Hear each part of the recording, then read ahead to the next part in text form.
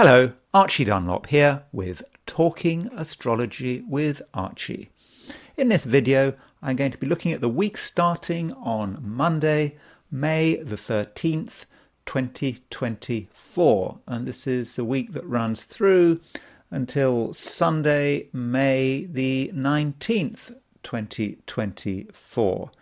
So just to give you an idea about how this video is going to be structured, I'm going to start by looking at what's going on astrologically this week, sort of blow-by-blow account, starting with Monday, where there is a conjunction between the Sun and Uranus. So I'll be going through the week like that. And so I'll be giving an overview of the week. Then I'm going to focus on one theme, and that theme is going to be Venus conjunct Uranus. This week there is a conjunction between Venus and Uranus. And so I'm going to be considering what this conjunction might mean. And I'm going to be looking at a few horoscopes of famous people and some events to just get an idea about what it means for Venus to be conjunct Uranus. Then I'm going to turn to the I Ching, and my I Ching is going to be in 4 segments. I'm going to look at the week from a perspective of just the general symbolism of the I Ching. Then I'm going to look at money, then career, and then relationships. And just a reminder, if you don't want your I Ching read, you don't want to know about what's going to happen this week from a perspective of the I Ching, when you come on to the I Ching section, you don't have to watch any further. You don't have to watch it because it only applies to people who watch it. Because, I asked the question, what is this week going to be like for those who watch the I Ching segment of this video? So if you don't watch the I Ching segment, then what I say doesn't apply to you. So it's of no concern to you. So if you want to stop the video just as I'm coming on to the I Ching segment, then it's not going to have any.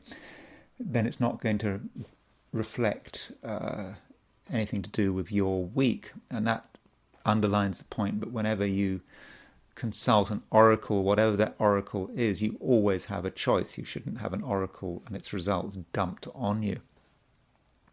Okay, let's start off with a blow-by-blow account of the week. Now, top right, I've got a few photographs of people I think I'll be covering. We've got that black and white photograph is of Ngo Dinh Diem, who was the president of South Vietnam, who was assassinated by the CIA. I think the CIA had a big part in his killing. I don't know, was he assassinated, executed, murdered, however you want to see it. But that happened, I think, November the 2nd, 1963, and he has a Venus conjunct Uranus. Next to him is Mohamed Atta, one of the people who led the 9/11 attack. Of course, I do understand that some people don't believe that Al-Qaeda were responsible for 9/11, but in my opinion they were. I'm not really into conspiracy theories about the American government and 9/11. I don't really understand those conspiracy theories, but still, I thought I'd look at Mohamed Atta's chart because he has Venus conjunct Uranus, and then the 3 women below them, there is Annalena Baerbock, who I think is the German foreign minister. Then we've got Kamala Harris and Nancy Pelosi, and all those 3 have got Venus conjunct Uranus. Okay, so we've got here the starting positions. Midnight, Monday, May the 1st, midnight, Monday, May the 13th. This is where the planets start. So the week starts with the moon in Cancer. You can see it also starts with Mercury in very late Aries, and with the Sun moving towards a conjunction with Uranus. And on that Monday, Monday the 13th, the Sun makes that Sun conjunct Uranus. So Sun conjunct Uranus is a strong start to the week. Okay, the Sun conjunct Uranus is not an unusual aspect. It happens every year. But with this Sun conjunct Uranus, I think that many of us are going to have an urge for freedom, and we're going to want to do things differently. And so there may be a bit of excitement in the air, but also I think a certain amount of stubbornness, particularly with this Sun conjunct Uranus being in Taurus. Taurus doesn't like to compromise, and so each of us might have the capacity for being a rebel. We're not going to do things in the usual way. We want to do things.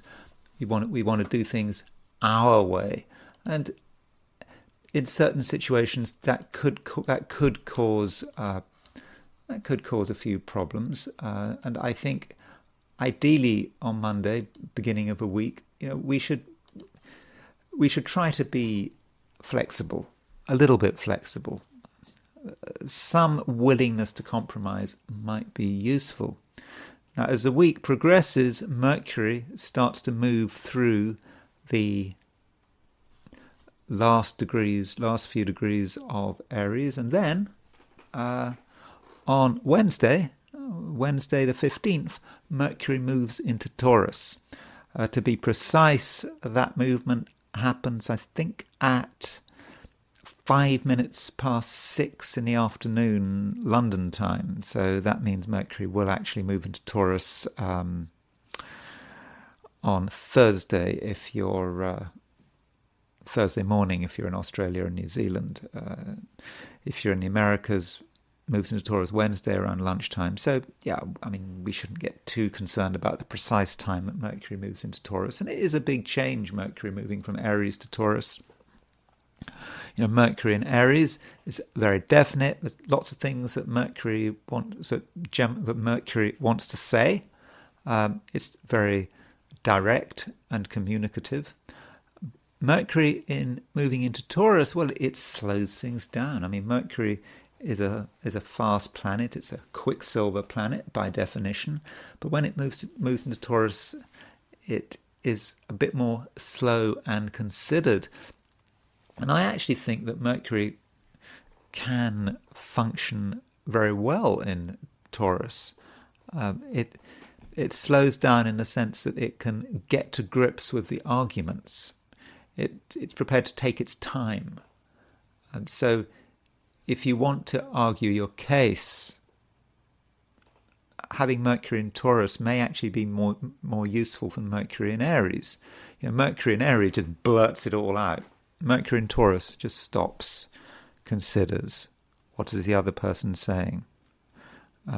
What am I thinking? How am I going to put my argument forward? And Mercury in Taurus slowly goes through the rational steps. And so if you need to argue your case this week, for whatever reason, I think you're going to do a better job with Mercury in Taurus than with Mercury in Aries. Simply because you're not in a rush. You can get your arguments and thoughts together. So I think that is quite useful. Though with Mercury in Taurus, I think that people are going to be more stubborn, and I think it fits with what we're getting with the Sun conjunct Uranus. Mercury is in Taurus, which is a fixed sign, and so as it is in a fixed sign, then people are going to hold on to their views. And as Mercury moves into Taurus, it starts to move towards a square with Pluto. And so by Friday, we have Mercury square Pluto. So one interpretation of Mercury square Pluto is it's the propaganda aspect. It's an aspect about getting people to follow our view, our will. We have a strong message to put out, and we are going to be manipulative. At least many of us are going to be manipulative. That I suppose is the issue with Pluto. Pluto can often work in two ways. So when you've got Mercury square Pluto, yeah, some people are going to be very manipulative and they're going to want to twist the facts to get their way. Other people might actually be overwhelmed. Pluto can easily overwhelm people. So Mercury square Pluto could actually prevent us from saying anything. Some of us may actually be afraid of speaking because it's all going to be too heavy. We don't know what's going to happen. So do consider how Mercury square Pluto is not just impacting you, but the people around you. Is it making you more timid? Is it making you more manipulative? What about other people? Are they trying to manipulate you, or are they afraid of you? It kind of depends. And that, I think, is actually part of a problem with Pluto, in interpreting Pluto, particularly when you're doing a cold interpretation with Pluto. Pluto can work both ways, and it's difficult to know which way Pluto is going to move. So do monitor that Mercury square Pluto. Also on Friday, Mars semisquares Jupiter. 45-degree aspect. As you know, if you've been listening to my videos, I take the 45-degree aspects very seriously. I regard an exact Mars semisquare as being a major aspect. So Mars semisquare Jupiter, that's Mars in Aries, semisquare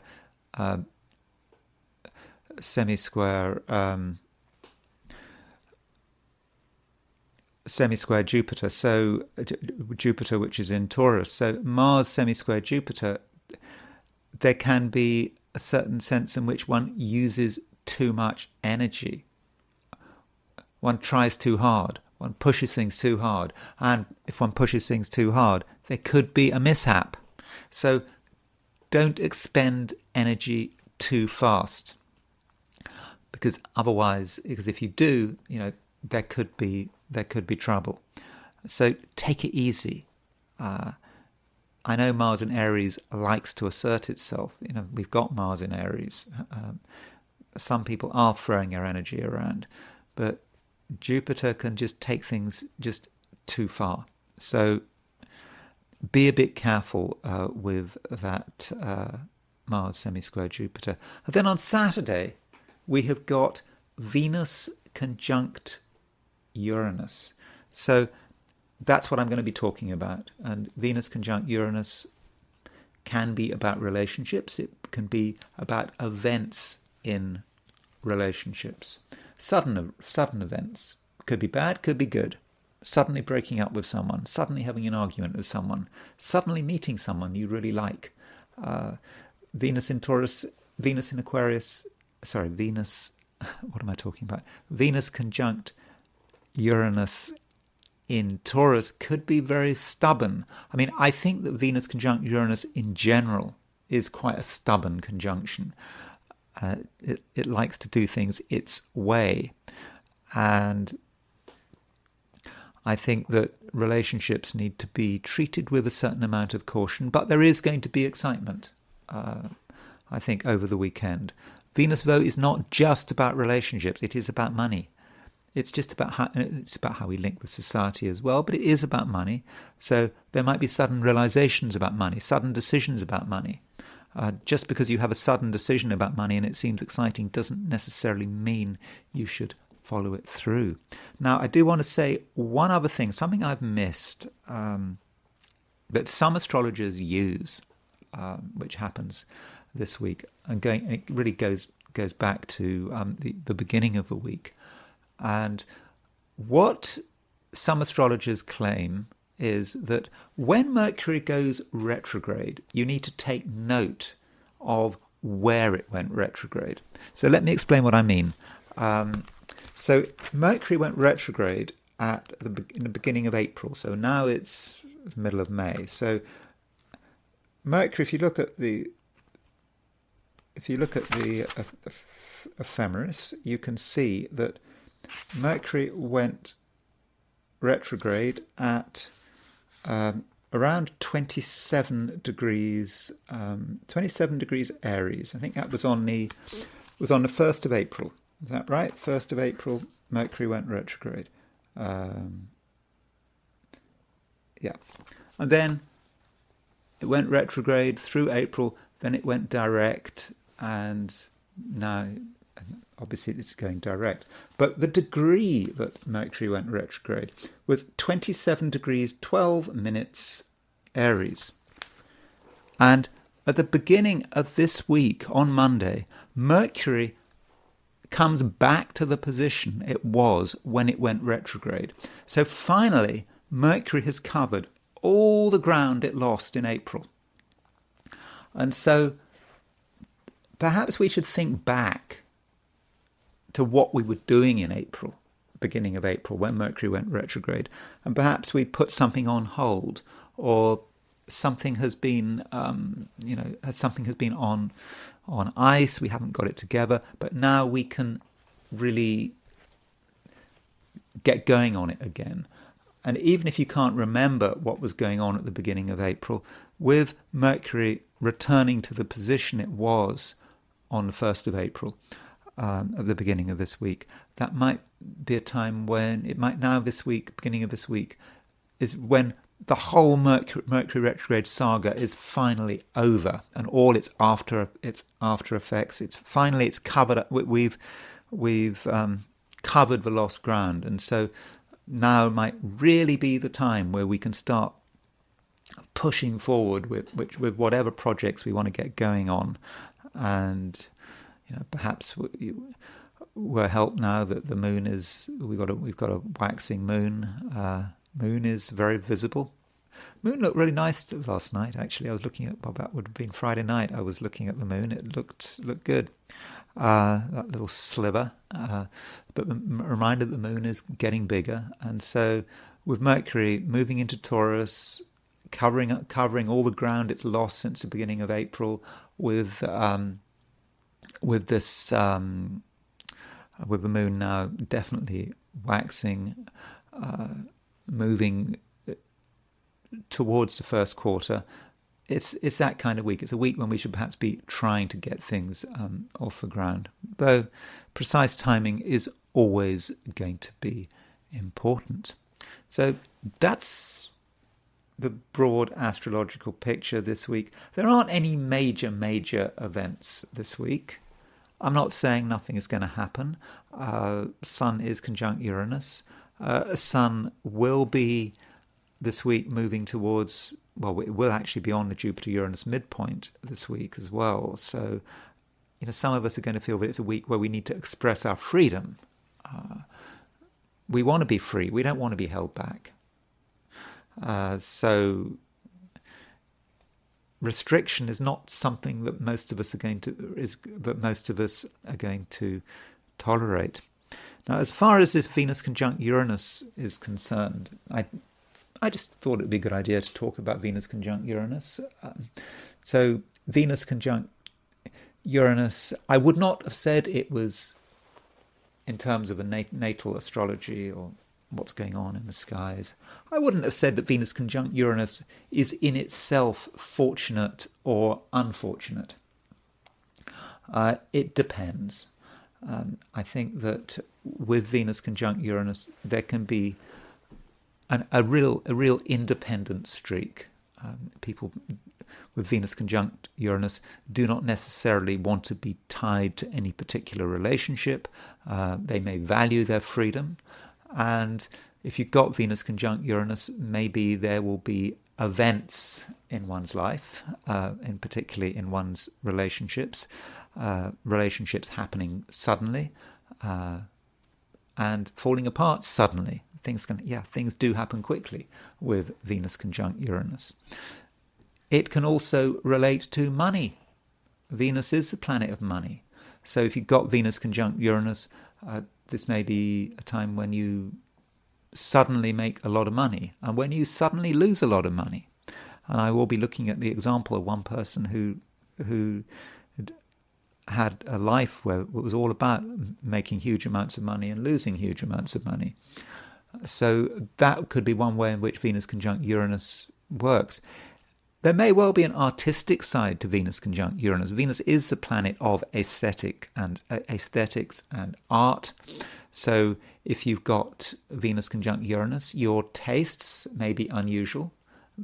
They may not actually be to everyone's taste. You may be very particular in terms of what you like, what you think looks beautiful, and other people may disagree. So I don't know, if you're an interior designer who's got Venus conjunct Uranus, you could be very successful because you could be very cutting edge. The way you want to decorate houses could be wonderful, but it might not be to everyone's taste. So those are a few ideas about how Venus conjunct Uranus works. Another thing about Venus conjunct Uranus is that Venus is a female planet, obviously. So women with Venus conjunct Uranus are more likely to keep them. They're not likely to project them. Venus is a female planet. In a female chart, the Venus is likely to be kept. A man with Venus conjunct Uranus may project that Venus conjunct Uranus onto other people, perhaps onto partners, wives, girlfriends, whatever, may be attracted to Venus conjunct Uranus women, perhaps, or may perceive women in a Venus conjunct Uranus way, because there's a potential lack of ownership if you have a man who has Venus conjunct Uranus, because he's likely to project it. Okay, so I think it would be a good idea at this stage to look at a few people who do have Venus conjunct Uranus. And I am going to start with the German Foreign Minister, Annalena Baerbock. Annalena Baerbock, she's supposedly green, and she is an enthusiastic advocate of Germany's intervention in Ukraine. I think when Germany sent Leopard 2 tanks to Germany, to Ukraine, she was very excited about it. She was very disappointed that the German parliament didn't want to send Taurus missiles to Ukraine. So she is a bit of a warmonger, despite being a green. I never understand that. I mean, I do look at her chart, Annalena Baerbock's chart, every now and then, and there's Annalena Baerbock's conjunction between Venus and Uranus. As far as I know, there is nothing spectacular about her private life, but I don't have her time of birth, which is a bit disappointing. Normally with Germans you do have a time of birth, but with her case I don't have a time of birth. All I know is she was born at noon. I have to take noon in Hanover, and so there's her Venus conjunct Uranus. Her Venus in Scorpio is a bit nasty. She's that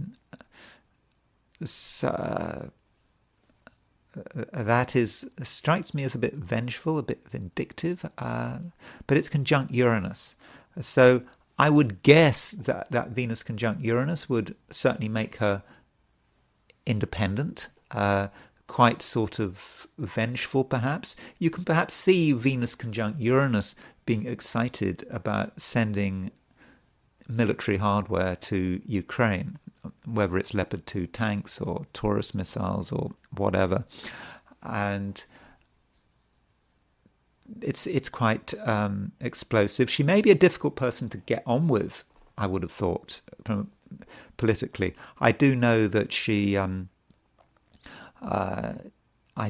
but she doesn't get on with everyone in the government. I don't think she actually gets on particularly well with Olaf Scholz, who is the Chancellor. So she's probably a difficult person to get on with, and she may behave in a way which is a bit erratic. So, for example, I think she gave a speech where she basically said that Germany is at war with Russia. She misspoke there, I think. Also, she gave this speech talking about this great vision of the European Union from Lisbon to Luhansk. Luhansk is the capital of what is now under Russian occupation.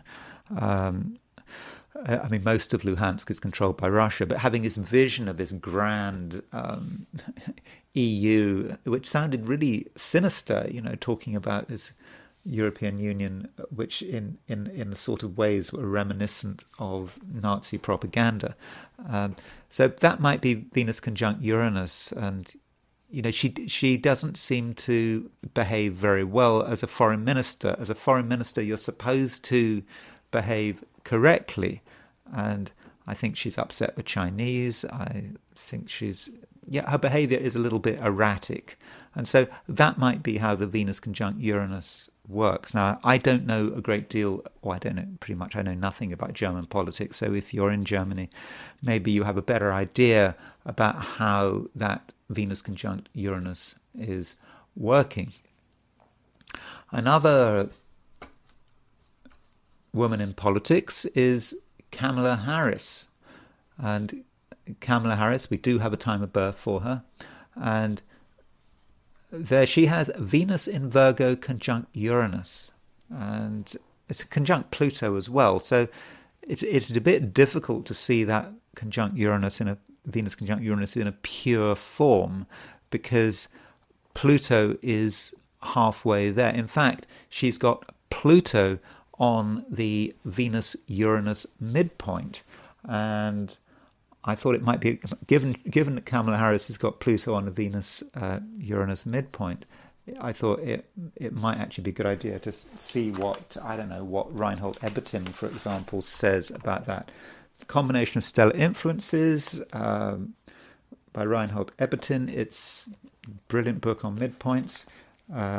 So if you look at Venus, Uranus, so it might actually be a good idea to say what Reinhold Ebertin says in general about Venus, Uranus. One thing about Reinhold Ebertin in his book on midpoints, he basically has a page talking about the general expressions of what Venus and Uranus is about as a pair.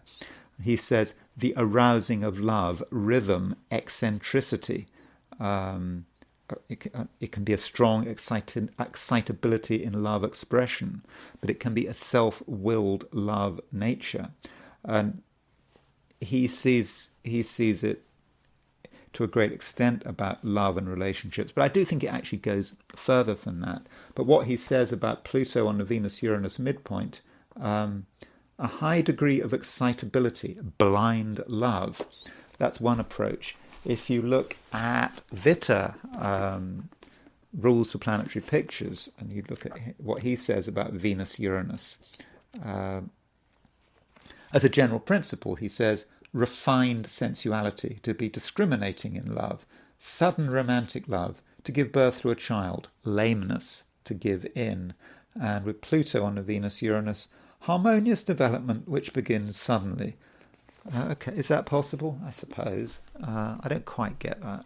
I don't think Witte has entirely captured the meaning of Pluto on the Venus-Uranus midpoint. But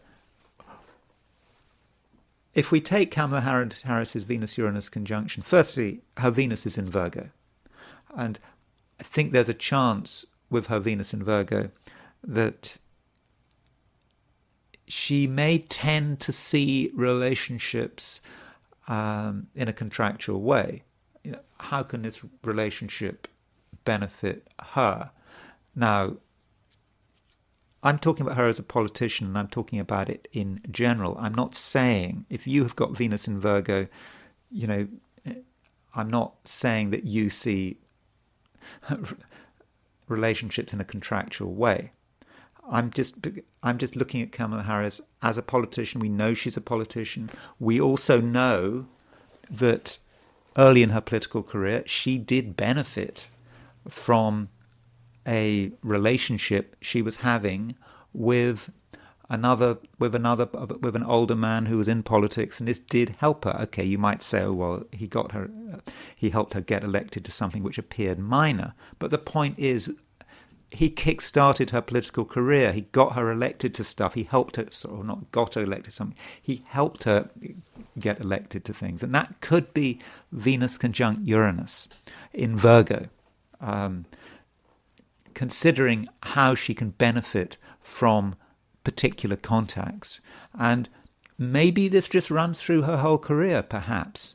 But Venus conjunct Uranus, in terms of the way she comes over, it is about aesthetics. Some people really don't like the way she comes over. She laughs inappropriately. She says the wrong thing. She's not someone who communicates in a way that is nice, easy, and harmonious. And she has certain mannerisms which may be to some people off-putting, and that might be how Venus conjunct Uranus is working.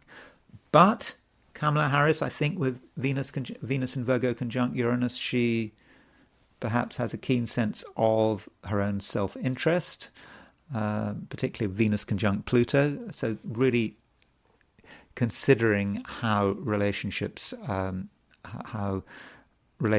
help her. I've also heard it said with Kamala Harris that her staff find her very difficult to deal with, and that there's quite high turnover in her office. And that would reflect Venus conjunct Uranus, wouldn't it? If someone's got Venus conjunct Uranus, they just may be a difficult person to deal with. Not always. I'm not saying Venus conjunct Uranus is a bad aspect. I'm just saying it has a certain tendency, perhaps, to be difficult. And if you've got Venus conjunct Uranus, you may be a difficult person to deal with, and you have to deal with someone who's perhaps behaving in a somewhat erratic way. Another American female politician who has got Venus conjunct Uranus is Nancy Pelosi. So there's Nancy Pelosi. I do have a time of birth, and Nancy Pelosi has got Venus conjunct Uranus in Taurus. So Venus conjunct Uranus is someone who is really stubborn, very focused on what she wants. And that's a reminder that Uranus can be stubborn as a planet. This is what I'm going to do. This is my way of rebelling. This is my statement. I was sort of reminded of how she responded when he was president, when he was giving his, was it a State of the Union speech or something? And so when she was, and I got it right, she was Speaker of the House of Representatives. And while he was talking, Nancy Pelosi, I think, was ripping something up. I don't know if you remember that. Now, that is, of course, incredibly rude, I suppose, to do it in such an obvious way. The whole nation is able to watch her behave like that. But that would be Venus conjunct Uranus. Venus conjunct Uranus really doesn't care.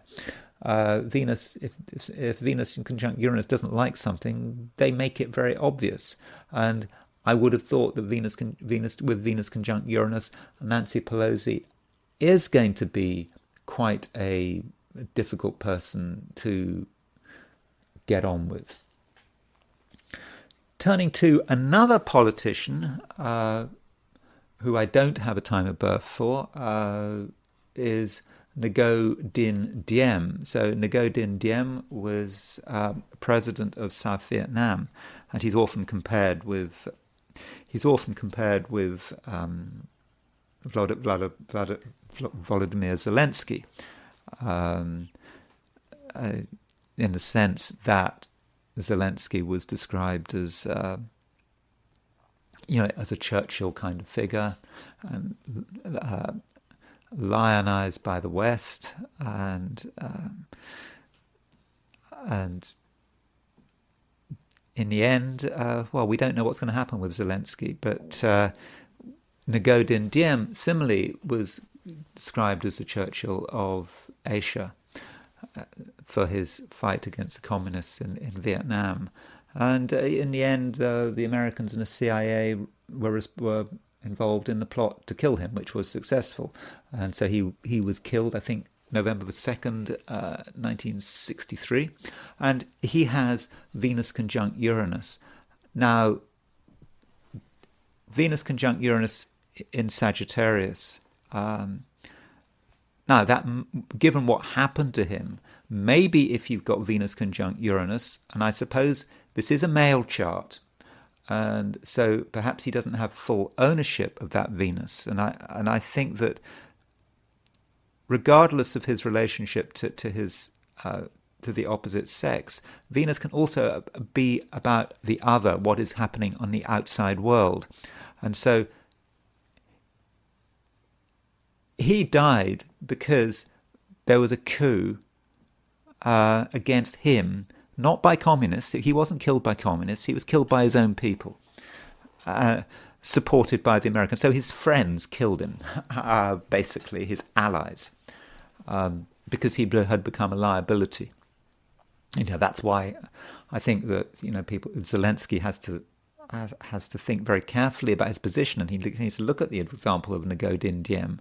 Far more likely that Zelensky will be killed by his friends and his allies and fellow anti-Russian Ukrainians than by the Russians themselves. In fact, I think there's an argument to say it is not in Russia's interests to keep for Zelensky to go.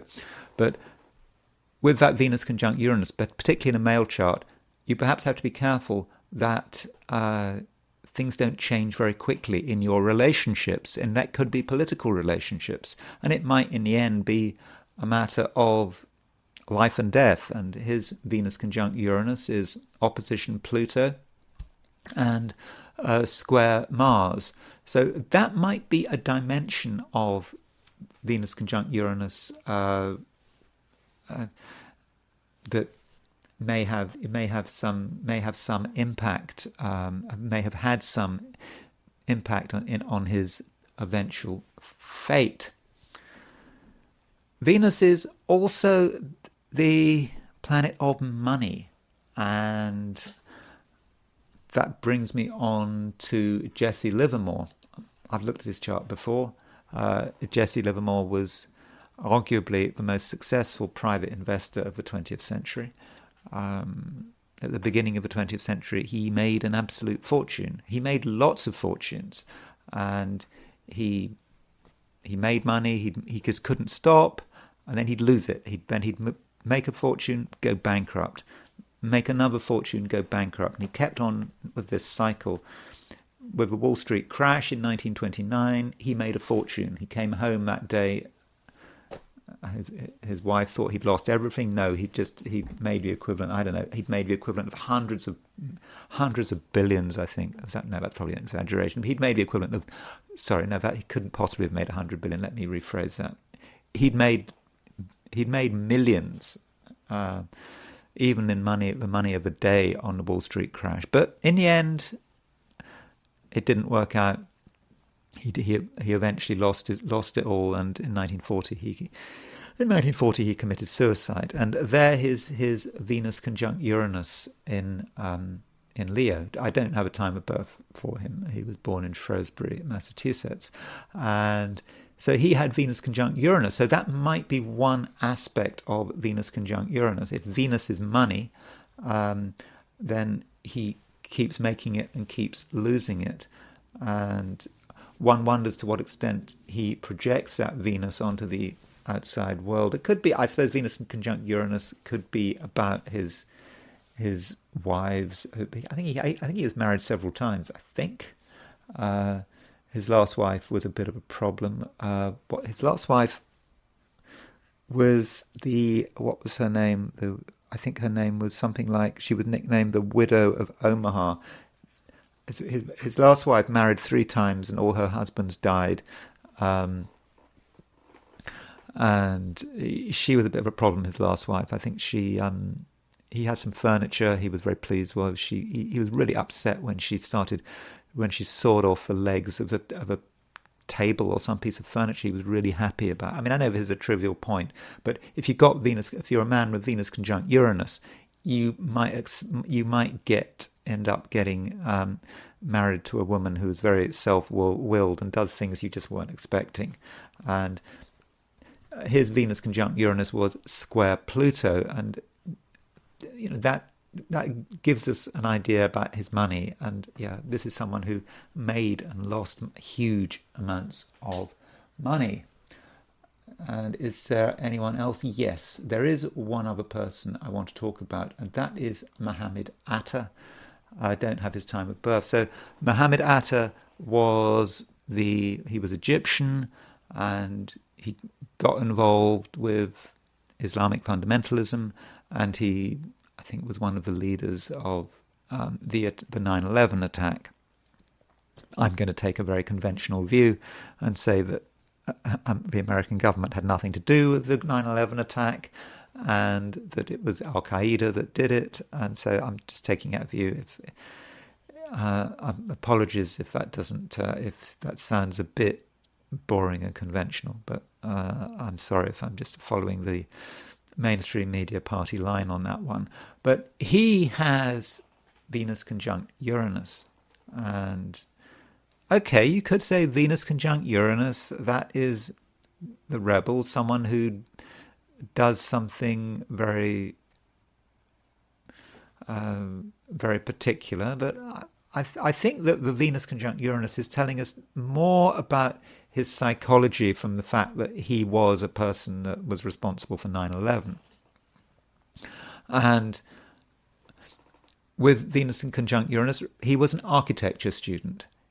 He had very clear ideas about what things should look like. He did not like tower blocks. If you look at some of his ideas about architecture, actually, looking at his Wikipedia page or on him, I'm actually felt a bit sympathetic to his views on architecture. That he didn't like all these modern high-rise flats. He wanted something more traditional.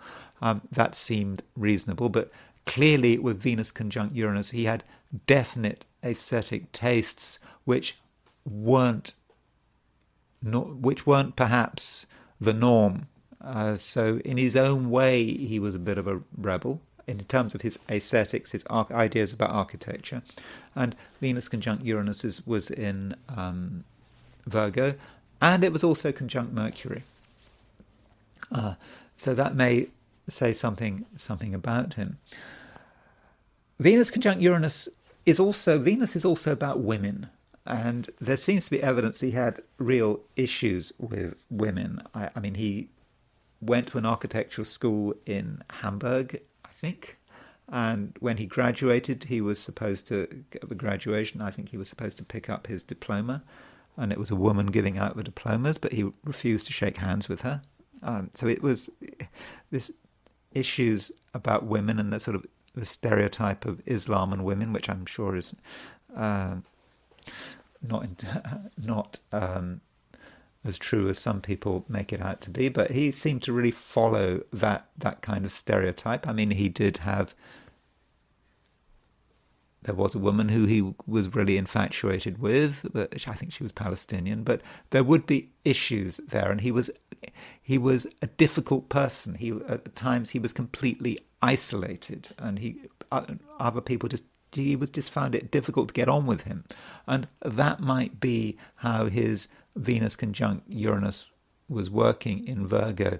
And also in his chart, he does not have any planets in water signs except for Neptune. Neptune is a generational planet.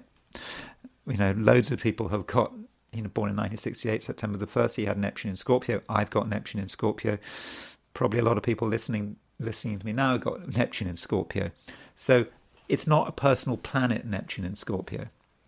And so with that lack of water and Venus conjunct Uranus in Virgo, you can perhaps see that independence, but that independence could be quite isolating. And with Venus conjunct Uranus, he appeared to have issues with the opposite sex. So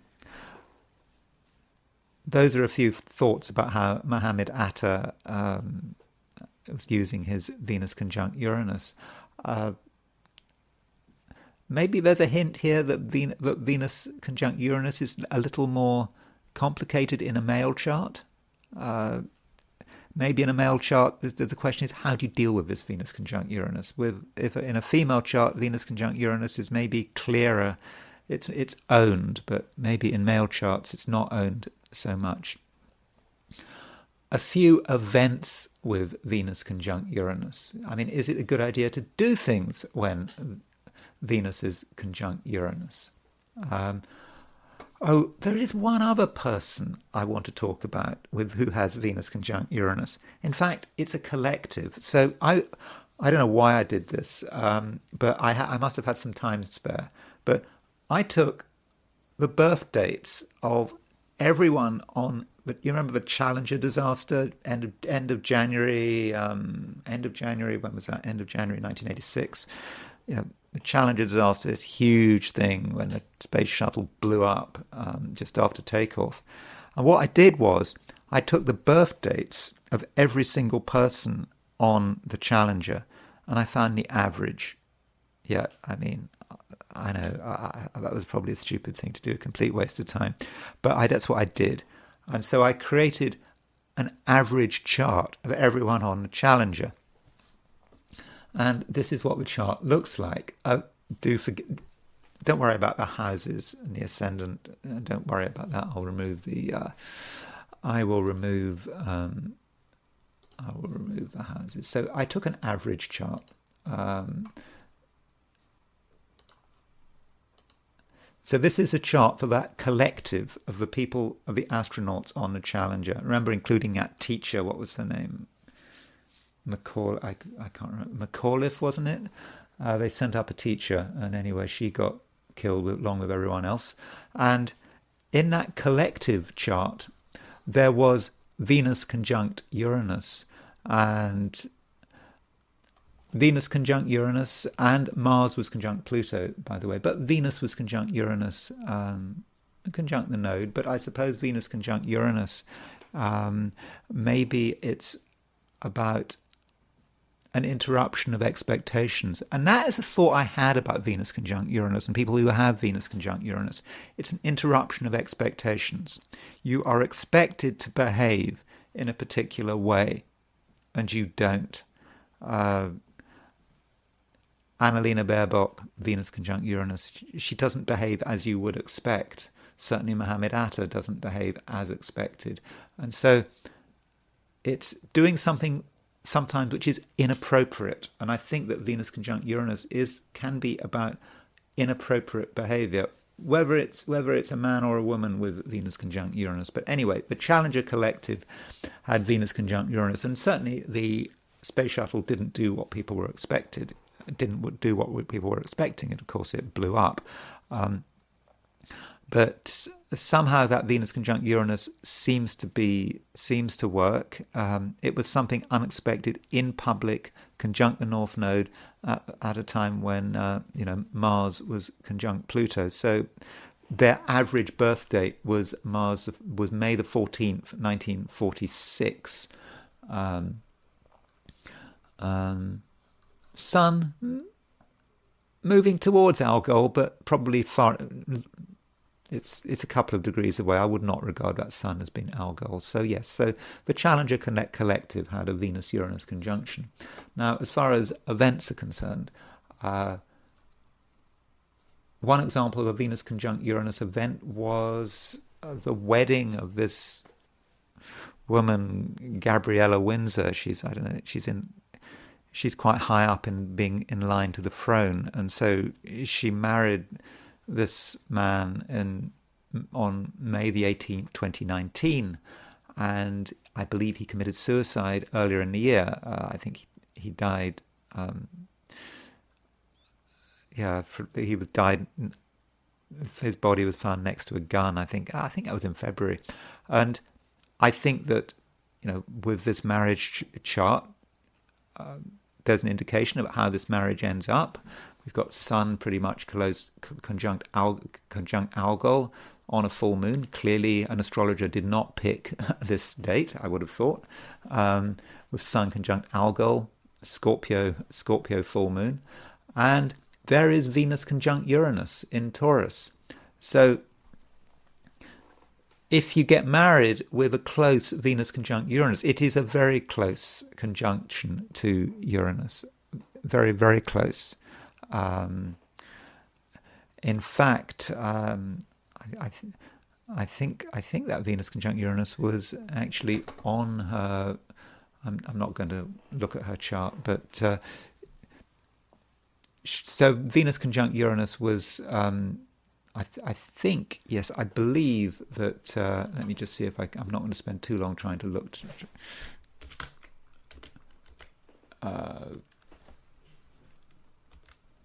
Let's see if I can.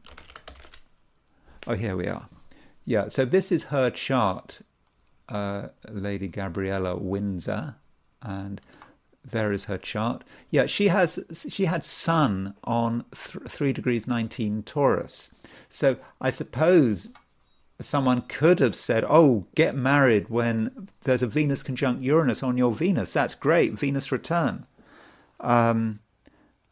Nice law. I suppose it's possible that someone that an astrologer might have only focused on the Venus return. And she's telling someone to get married because Venus is very well placed in Taurus, all things being equal.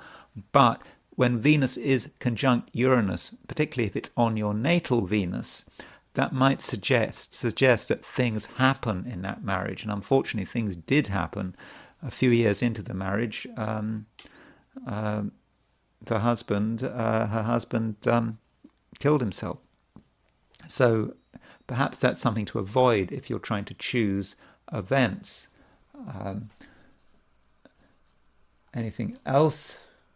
Storming of the Bastille, July the 14th, 1789, Venus conjunct Uranus conjunct Jupiter. So it just may well be that Venus conjunct Uranus is a general principle of rebellion, being rebellious. The people have had enough, and that Venus was was very close to being a conjunction to Uranus. So I would have thought that had something to do with it. And of course, some would argue that the Bastille Day celebrates the year afterwards, but you could say that France has Venus conjunct Uranus. And I know there's a technical issue. Some people say that Bastille Day, as is celebrated, does not celebrate July the 14th, 1789. It celebrates the year after 1789. It celebrates July the 14th, 1790. But as far as I'm concerned, from an inspirational perspective, France has Venus conjunct Uranus. And so, I mean, I've been to France, but I haven't spent time in France. Is it a Venus conjunct Uranus in Leo? You could say that it tries to be very independent-minded. That may talk about all of the stereotype about the French being into fashion and what they look like, and trying to be original in terms of fashion and style. That could be a way which France is characterized, Venus conjunct Uranus. It may say something about France's foreign policy. I mean, France's foreign policy and what they do all sorts of strange stuff. Remember the Rainbow Warrior? When the French, there was the Greenpeace ship in New Zealand, the Rainbow Warrior, and the French just blew it up because it was going to interfere with their nuclear test, I think. Macron, all these threats to send troops to Ukraine. Maybe this is a Venus conjunct Uranus working its way through with that Venus conjunct Uranus in the Bastille. And there was something very Venus Uranus about Macron making these bold statements about sending French troops to Russia. It kind of backfired. Other countries weren't expecting it. The Italians were upset, and it seems that NATO is having to backtrack from all of this. So that may be one way how Venus is conjunct Uranus in terms of France.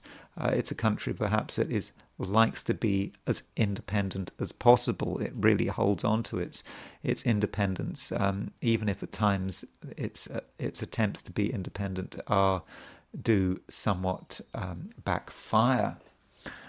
A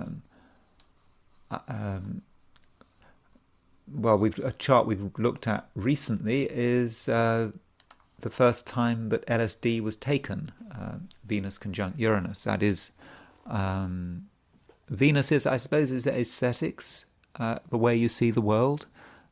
Venus, LSD does impact one's perceptions, and perhaps this is giving us some idea about how Venus is actually working.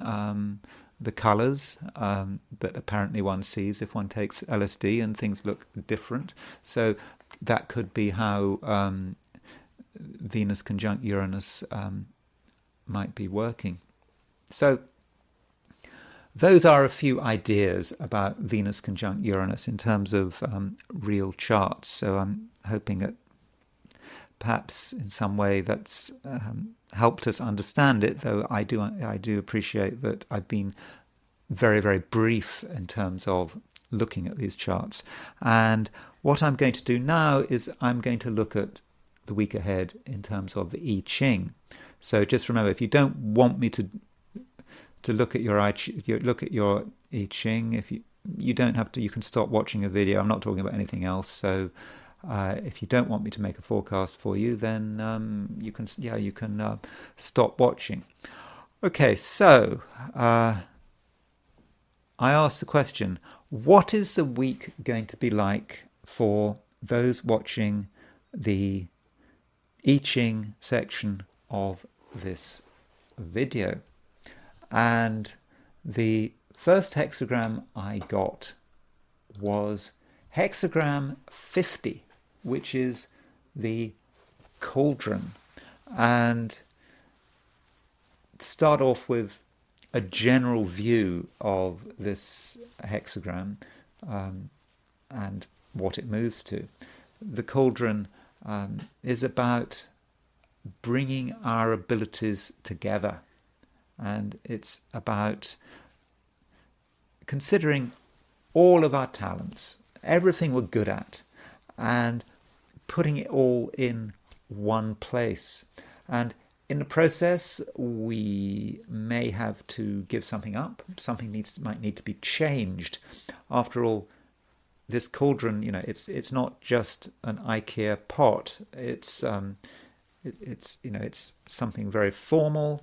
It's got legs. There is a suggestion that it might have some ritual or sacrificial purpose. So we are putting it all together, and it's just very important that we just have access to everything. And there are two moving lines here. The fourth line and the fifth line are broken. So the fourth line is the fourth line. So the fourth line moves from being unbroken to broken, and the fifth line moves from being broken to unbroken. But looking at that fourth line, and that fourth line is suggesting there is a problem. So we've got all this stuff. We've got all this stuff that we have. We look at our abilities, and we're very focused on our abilities this week. It is, what we can do, what we would like to be achieving. And there is the indication here that we have not got what it takes in the first instance. We may be taking on responsibilities that are just simply too much for us. And maybe we can get jobs, or we can be given responsibilities, perhaps through show, perhaps because we're boasting. Maybe we can be given jobs. Maybe we can take on responsibilities, but in the first instance, we're just not up to it. And so there is a danger that things go wrong. And it's down to us because we've taken on too much and we've perhaps overestimated what we've got. So that's a problem. Then the fifth line moves. Fifth line moves is it is a fortunate line, and it's really telling us that if we want to get anything done, we're going to have to be modest. We're going to have to understand our own limitations and be ready to get help and support, because help and support is going to be available. And that perhaps goes back to the fourth line, because the fourth line, where I was saying where we overstate what we've got, it's talking about a cauldron whose legs are broken. And so with the fifth line, we can start to find support. And once we accept that we're not up to the task, that means we can start to bring people in. And that takes us to to the hexagram it moves to, which is hexagram 57, which is the gentle. And this is telling us about how we can be successful. It's not about having a big show. It's about having a certain amount of modesty, the gentle. And it's about accepting that maybe some people know more than us. And if we accept that some people know more than us, actually, or are in a better position, not just know, but have the ability to do more than us, and perhaps we should be listening to what they're saying, even following their instructions, then that is the right way to progress. And also, if we're trying to understand what's going on in the world, we need to listen. And we need to almost make ourselves subservient to the outside world and to what the message of the outside world is, because if we're subservient and we take a modest and humble approach, then we have an increased chance of being able to do the right thing. In terms of money, this hexagram, the cauldron, does indicate that we do need to understand our weaknesses, because the cauldron is actually focusing on what we have. I mean, it could be the money, our money in the bank. It's how much money is coming in, how much money we are able to spend. And we are trying very hard to marshal our resources. And there is a real danger here that we overstate our financial abilities and capacity. Perhaps this is about overcommitment. We commit ourselves to doing something financially, or spending some money, or buying something, and we're just really not up to it. We just haven't got the resources. And so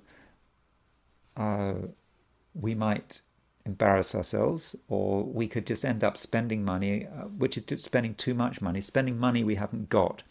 And so if there's any particular issue, don't think that money is going to answer. Don't think that money is going to sort the problem out for us. But I think we may need to consider the possibility. But in terms of money,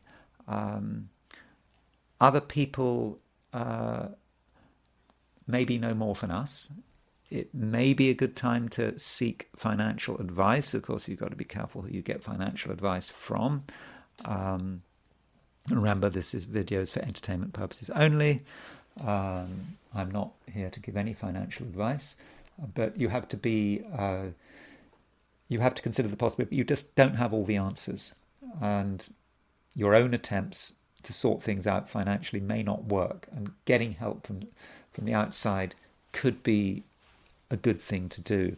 And that takes us to the next hexagram, which is hexagram 57, which is the gentle. And I think that part of what this hexagram, the 57, the gentle, is about the wind. And it's about the wind moving through something and understanding the whole picture. And so towards the end of a week, we perhaps have a chance to really understand a particular financial problem or something that's bothering us, and to really get down to the details, and to get down, I hate to put it like this, to get down to the rot. There's always rot. All of us have got some level of rot in our finances, haven't we? But finding out what is rotten and what is holding us back financially, and what is a drain on our finances. There's something there, something that needs to be removed. And I think with this hexagram 57, we can really get to the heart of the matter. And in the process, we should continue to listen to other people. If someone is advising us, saying, look, you've got this wrong, you need to sort this thing out, don't resist it. I understand Venus is conjunct Uranus in Taurus, and that can make some of us rather stubborn, particularly about money. But we should be open to the possibility that in terms of money, that perhaps we've messed something up. But don't worry, this hexagram 57 really does suggest that we can sort the issue out. Turning to business and career, if that's relevant to you, but also just the whole way we try to progress in society. The cauldron. We are very focused on what we can do in a particular job, or if we are self-employed, it's the services we're trying to offer. And I suppose if one is self-employed, one usually tries to take all the work one can get. Isn't that right? I mean, one shouldn't look a gift horse in the mouth. If work is available, we should take the work, and we should marshal our talents. So whatever we're doing, we are focusing on our abilities, but we have to remember that the fourth line moves in this hexagram, and that fourth line talked about a cauldron that has broken legs, and that indicates that in many cases we're not up to the task. And I think some of us may be tempted to volunteer for a job, or to apply for a job, or to take on some business which we're not up to it. We think we're up to it. It's money, let's go for it, it's going to help our status. But no, there's a real danger that we embarrass ourselves here. So be very careful about accepting work this week unless you are really, really sure that you know how to do it. Yeah, good chance you can convince someone to give you the job or to give you the responsibility, but that's not enough. You've actually got to be able to succeed at this responsibility. And the fifth line also moves, and this indicates that really you need to be ready to get help. On your own, you haven't got what it takes. So if you're looking for a job, you're on your own trying to get that job, maybe you need to get some outside advice. If you're in a job and you're given a task, okay, you've decided to take the task, don't do it on your own. Get help. That's what people are there for.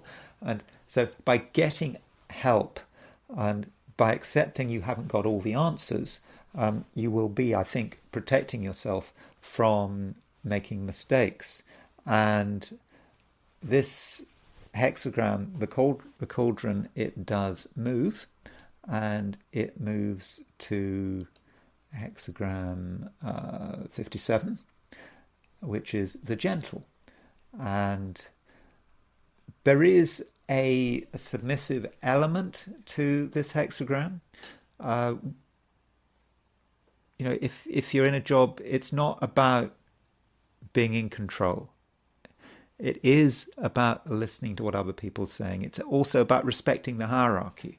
So if there's someone above you and they want you to do something, then go and do it. Don't complain about it too much, because it is a gentle. This is not a time for showing off, one's ego, showing the world how wonderful one is and how great and powerful one is. It's not really about that. Accepting authority is going to be really important this week. It keeps you out of trouble, and it actually makes things less complicated. If you try to do things on your own, you think you've got all the answers, then I think you could mess up. And also with the gentle, if there is something you're not happy about in your work or in your business, or if you run a business, there's something you're not happy about. And I think it is something that's a bit wrong. There's something that needs to be dealt with.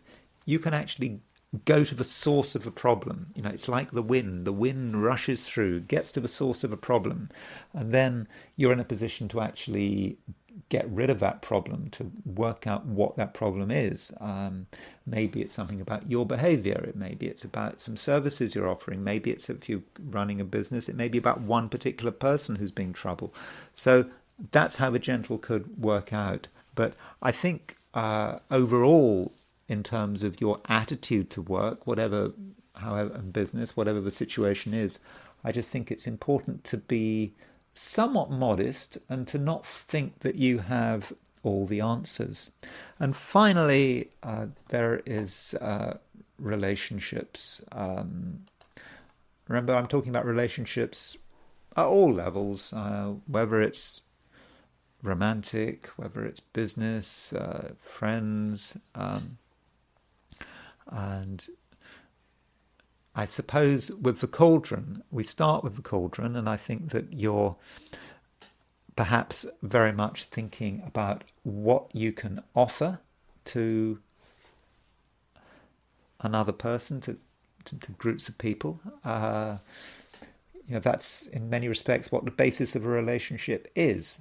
And you possibly take the view that you actually got quite a lot to offer.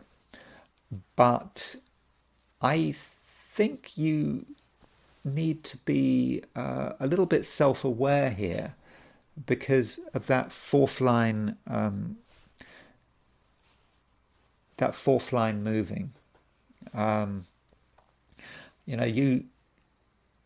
You feel, okay, I feel that you think that something needs to change in a relationship, or if you're not in a relationship, you want a new relationship, you may think that someone new might sort of help move things along, might be what you need. But you do have to understand that you have your own weaknesses, which you're not fully aware of, and maybe you could be the problem. You may just think that you may be the answer to someone else's problems, but actually you could actually contribute to someone else's problems. So don't overestimate yourself. And I know that when one is talking about relationships in this kind of context, people come to YouTube and they listen to people talk about relationships and love lives and all this kind of thing. It's always about saying you're right and the other person is wrong.